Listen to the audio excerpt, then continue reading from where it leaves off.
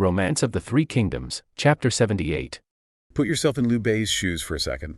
You're the king of Hansong, you've got all this responsibility, and then bam, you hear your sworn brother, Guan Yu, is dead.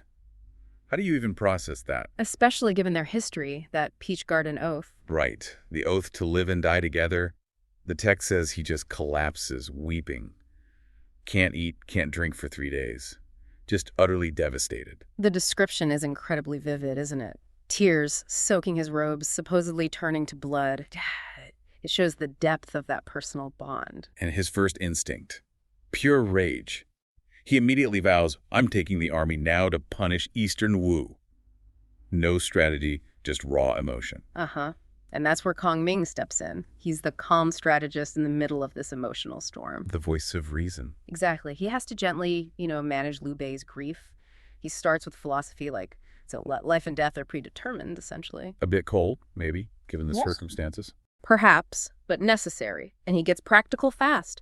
He even points out Guan Yu's own nature, kind of rigid and proud, suggesting maybe that played a part in his downfall. Ooh, that's a bold thing to say to a grieving king. It is, but Kong Ming's focus is the state. He explains the geopolitical situation. Look, Eastern Wu wants you to attack Wei. Wei wants you to attack Wu. They're both playing you. The classic let you and him fight scenario. Precisely. He says they're both Hume, harboring schemes, waiting for their chance. So his advice is clear. Hold the troops, mourn Guan Yu properly, and wait. Let Wu and Wei make the first mistake. So it's a clash between that immediate need for vengeance and, smart, patient strategy. A really stark clash. And Liu Bei, eventually he listens. He orders the morning rituals, holds this big spirit summoning ceremony, weeping all day. He channels the grief, but holds back the army. It's a powerful moment of leadership, isn't it? Choosing strategy over impulse, even when it hurts. Definitely. But while Liu Bei is navigating this very public grief and strategic delay, Cao Cao is dealing with something much more internal and frankly way spookier. Yeah, let's shift gears to Cao Cao. Have you ever had a decision just haunt you? Imagine that, but you're the most powerful guy around and you're literally seeing ghosts. It's quite the contrast. Liu Bei's grief is raw, understandable.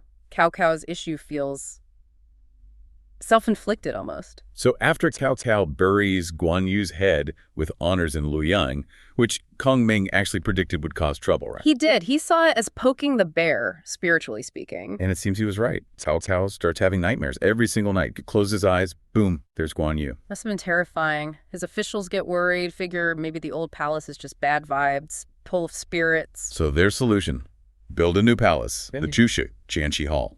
Grand design, 9 bays. Problem solved. Not quite. This is where Cao Cao's arrogance really comes into play. They need a huge tree for the main beam. The architect finds this perfect one near Leaping Dragon Pool. Describe this tree for us. Oh, it's magnificent. Super tall, straight as an arrow, Fuxing 2 arrow like an imperial canopy. Perfect structure. Sounds ideal. What's the catch? The locals, the elders warn him, Tuthi Okimba, basically, this tree's ancient, a deity lives here, probably shouldn't cut it down. A pretty clear warning. Respect the spirits. Respect nature. But this is Cao Cao. He just scoffs. Who dares defy me? What god wouldn't fear me? Total hubris. Oh, dear. He doesn't listen, does he? Nope. He grabs his own sword to start cutting it himself, and then bam, a loud clang, peer, and blood splatters all over him. Hey, he's stunned. Ooh, actual blood from a tree. That's what the text says. A seriously bad omen. And it gets worse. The nightmares continue. Worse than nightmares. That night, he dreams the spirit of the pear tree comes to him. Disheveled hair, sword, black robes, the whole terrifying apparition. And what does the spirit say? Accuses him directly.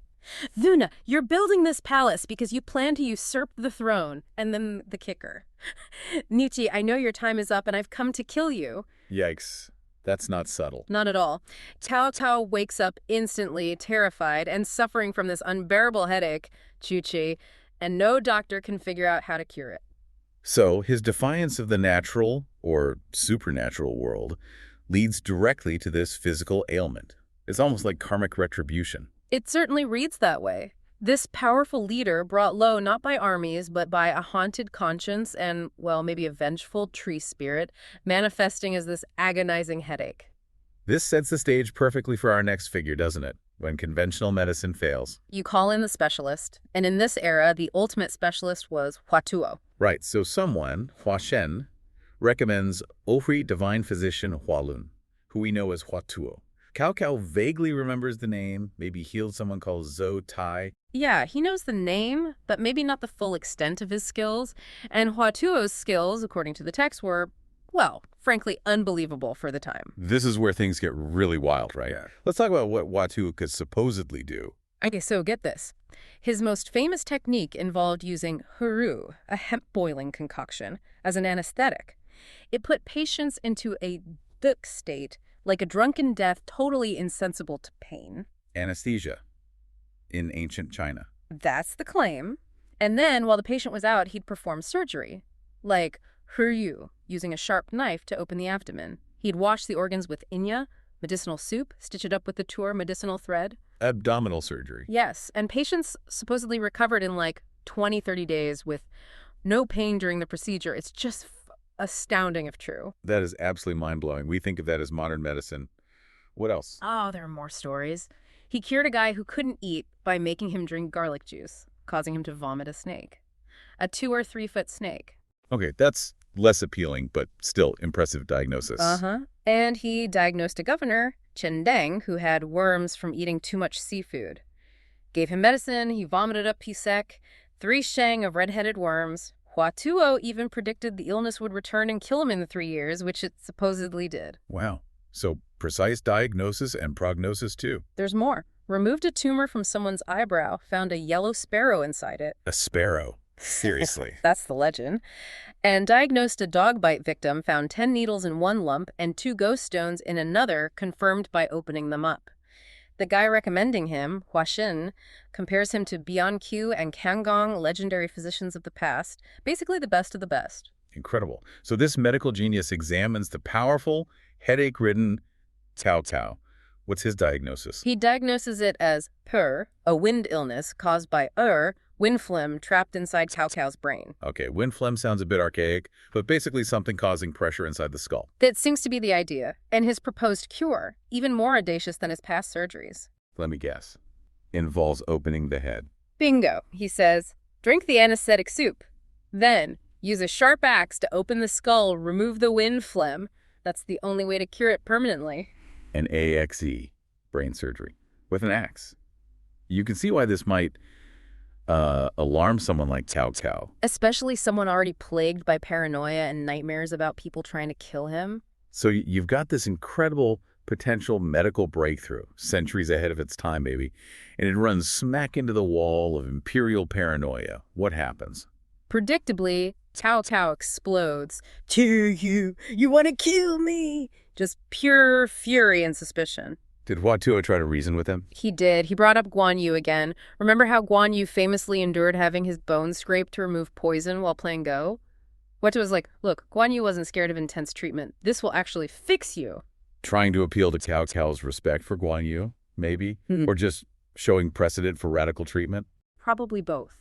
But it completely backfires. Cao Cao's paranoia kicks into high gear. He accuses Huatuo, Nu Deloya, you must be buddies with Guan Yu. This is your chance for revenge. Oh, wow. He connects the physician to the ghost that's haunting him. Exactly. It all feeds into his fear. He orders Huatuo thrown in prison and tortured. Even when Jie Shu tries to intervene, saying Huatuo is a rare talent, Cao Cao dismisses him.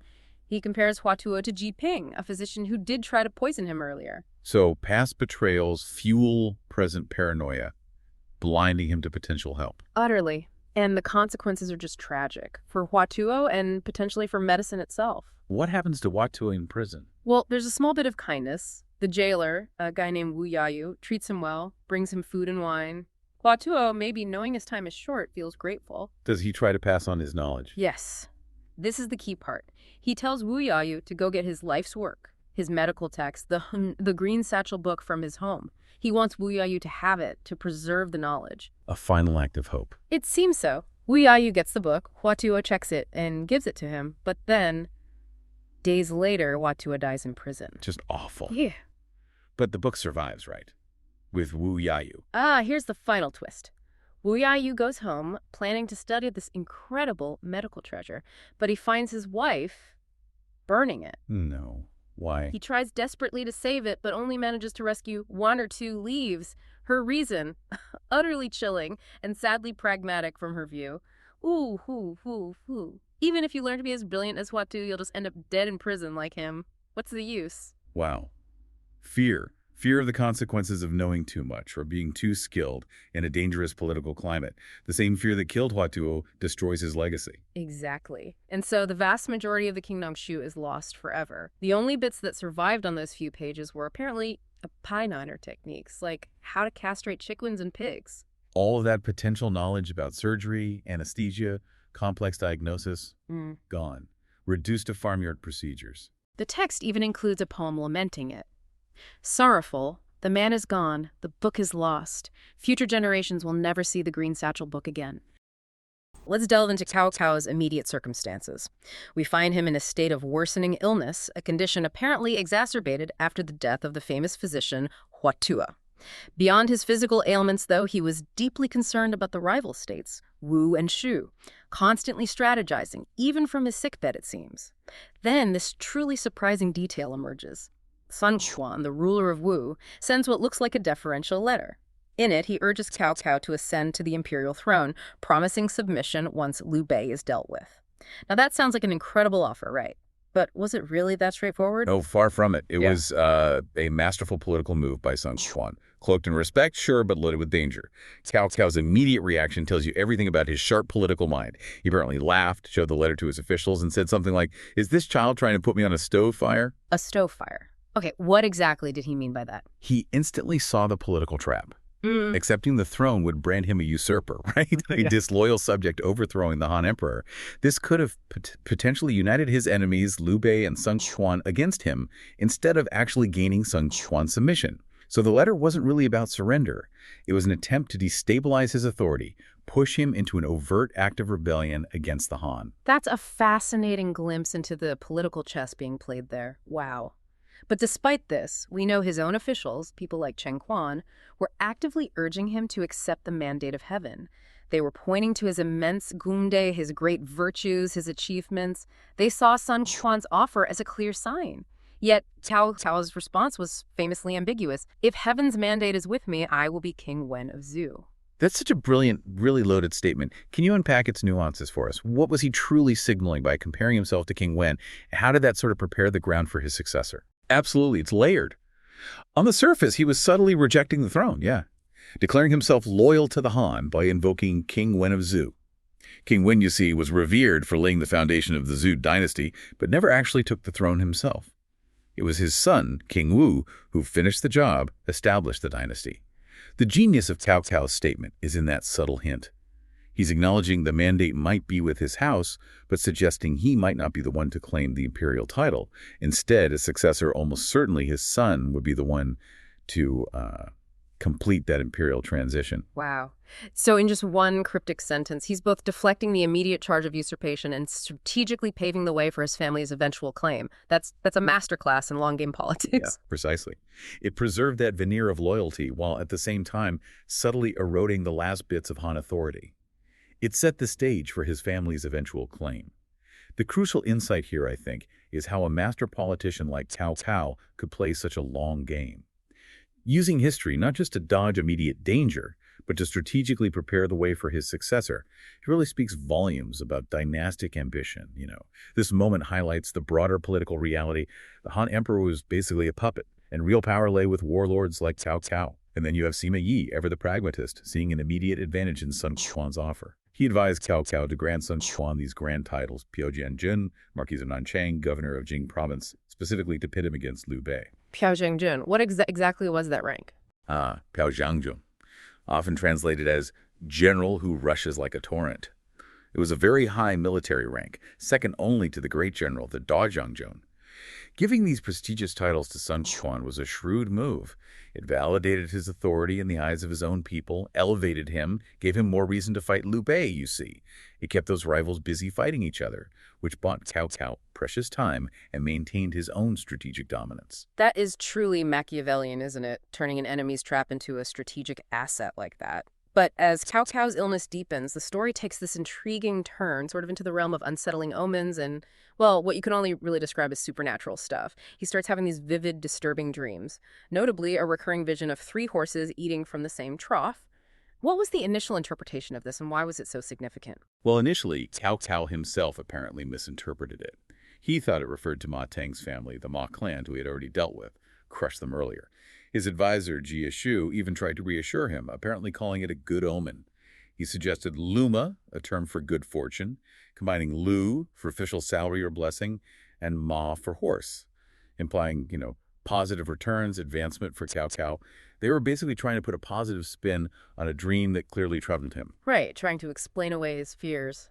But we know the true meaning, the profound irony, only really comes to light in a later poem. It acts as this dramatic reveal. 3 horses at one trough, the matter is suspicious. Little did he know the roots of Jin were planted. Cao Man, for all his cunning strategy, how could he know of Sima Shi in court? Chilling. It really is. If you connect this to the bigger picture, it's absolutely chilling, retrospective foreshadowing.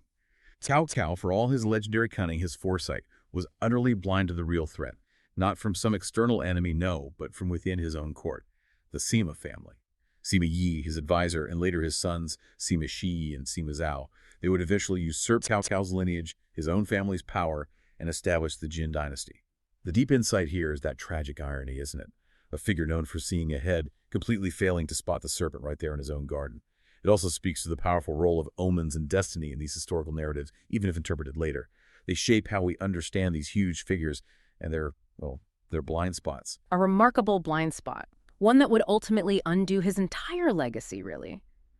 And it didn't stop with dreams, did it? He began experiencing terrifying, vivid hallucinations. The sources describe him seeing the blood-soaked ghosts of Empress Fu, Consort Dong, 2 princes, over 20 other people he had executed. They apparently stood in a cloud of sorrow, demanding his life. In one dramatic moment, he furiously slashed out with his sword, and a corner of his palace actually collapsed. What do these visions tell us about the psychological toll of his ruthlessness? It's a powerful narrative choice, isn't it? It really emphasizes the psychological burden of his rise to power, all the blood spilled along the way. What's striking, though, is Cao Cao's initial reaction to these terrifying visions. He apparently refused to believe in such things at first. He declared something like, "I have been in battle for over 30 years, never believed in strange phenomena. Why is this happening now?" It shows his pragmatic, sort of rational side, even when facing something he couldn't explain. He struggled to reconcile his hard-won, empirical view of the world with these disturbing supernatural events. But the visions kept coming, intensified even. When officials suggested Taoist rituals to ward them off, he refused. He said, "If one offends heaven, there's no prayer. My heavenly mandate is over, how can I be saved?" That's a profound moment of acceptance, isn't it? Almost a resignation to a fate he believed was sealed. And to really underscore the reality of these visions, at least within the narrative, even his loyal general, Xiahou Dun, when he visited Cao Cao, he reportedly saw the same ghosts, fainted, and became gravely ill himself. That chilling detail really lends weight to the idea that something truly extraordinary was happening, at least as the story wants us to believe. Exactly. It's designed to do just that, to make the visions an undeniable part of the historical story, not just a figment of Cao Cao's sick mind. It reinforces this idea that his past actions had real, tangible, haunting consequences, and that even a man who defied all the odds eventually faces some kind of reckoning. So, okay, what does all this mean for his legacy, for those he left behind? As his life is clearly ebbing away, Cao Cao turns his attention to his final, quite poignant instructions. He expresses deep regret at not having eliminated Sun Quan and Liu Bei, which is a testament to his lifelong ambition, even right at the very end. But this brings us to the crucial matter of succession. The sources tell us he gathers his trusted officials, Cao Hong, Chen Quan, Jie Shu, and Sima Yu, to his bedside. So, what was the process for him choosing a successor from his own sons, especially balancing, personal affection with pure capability? That's an incredibly complex challenge for any ruler, and Cao Cao's approach was, starkly pragmatic. He had 4 main sons by his consort Bian: Cao Pai, Cao Zong, Cao Zi, and Cao Xiong. He famously dismissed Cao Zi, whom he clearly loved. He was the literary talent, but found him vain, dishonest, prone to drink, unreliable, basically. Cao Zhang, though a brave and formidable warrior, apparently lacked strategic depth in Cao Cao's eyes. and Cao Zong was sickly. So ultimately, his choice fell on Cao Pai. He described him as dutiful and cautious, someone he believed could effectively continue his work, maintain stability. So it was a decision based on perceived competence and stability over, say, personal affection or raw talent. That's a powerful insight into the ruthless pragmatism of power, isn't it? Precisely. It highlights how leaders back then often had to make choices that were strategically sound to the state, even if they went against their personal feelings. The stability of the realm just outweighed paternal affection. But beyond these grand political decisions, the sources also reveal these surprisingly tender, almost personal touches in his final instructions. He tells his concubines to divide his famous incense among themselves and instructs them to make silk shoes to support themselves after his death. He also commands them to live in the Bronze Sparrow Terrace, offering daily sacrifices and playing music for him. It's a poignant detail, suggests a desire for remembrance, maybe a lingering connection beyond life. Indeed. It really humanizes him, I think. Shows a man who, despite that ruthless reputation, still had personal sentiments, sought to secure the well-being and memory of those close to him.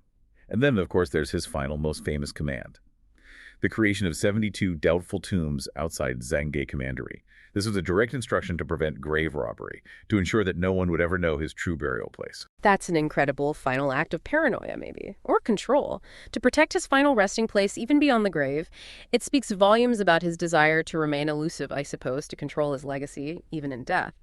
This complex character, ambitious warlord, gifted poet, master strategist, is beautifully captured in The Song of Yu, a later poem reflecting on his duality, the hero and villain aspect, his talent, and maybe the ultimate futility of judging such a monumental figure. And then, at the age of 66, in the spring of 220 AD, Cao Cao takes his last breath. Okay, so his last breath is taken. Let's now look at the immediate whirlwind of events that followed his death. As you can imagine, his passing sent shockwaves through the realm. There was widespread mourning, of course. His coffin was reverently brought to Yi Commandery.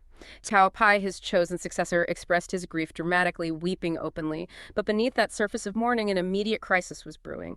Who would actually succeed him without an explicit imperial edict from the Han Emperor? The power vacuum was palpable, a truly dangerous moment for the state he'd built. This is where you really see the intense practicalities of power transitions back then. Legitimacy could be thin, contention was almost expected. Sima Fu, who was a cousin of Sima Yi and a key official, quickly stepped forward with crucial pragmatism. He urged immediate succession to stabilize things, emphasizing that while mourning was natural, decisive action was essential to prevent chaos, to secure the state. The key insight here is how quickly the focus shifted from grief to pure political survival. And the pressure mounted fast. Chen Zhao, another official, made this really dramatic, forceful move. He apparently cut his own sleeve with a sword, loudly demanding Cao Pai's immediate ascension and threatening anyone who dared oppose it. That's quite a statement, isn't it? A clear message. Delay is dangerous, dissent will be crushed. A very visible, very aggressive move to force the issue, to solidify support for Cao Pai right in that moment of uncertainty. Then the situation got even more complicated when Hua Xin, a prominent official, arrived suddenly from Zhushang, claiming he was carrying an imperial edict. This intervention was hugely significant.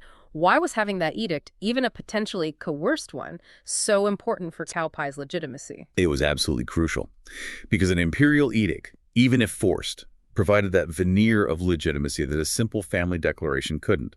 It bypassed the traditional, often lengthy process of selection and approval. Instead, it offered the immediate direct authority of the Han Emperor, however nominal that authority really was by then. This allowed Cao Pai to be seen as legitimately installed rather than just, seizing power. And the truth of that edict came out pretty quickly, didn't it? Hua Xin had actually coerced Emperor Xian into issuing it, basically forcing the Han Emperor to appoint Cao Pi as King of Wei, Prime Minister, and Governor of Jia Province. This allowed Cao Pi to immediately ascend, accepting the bows and congratulations from his officials.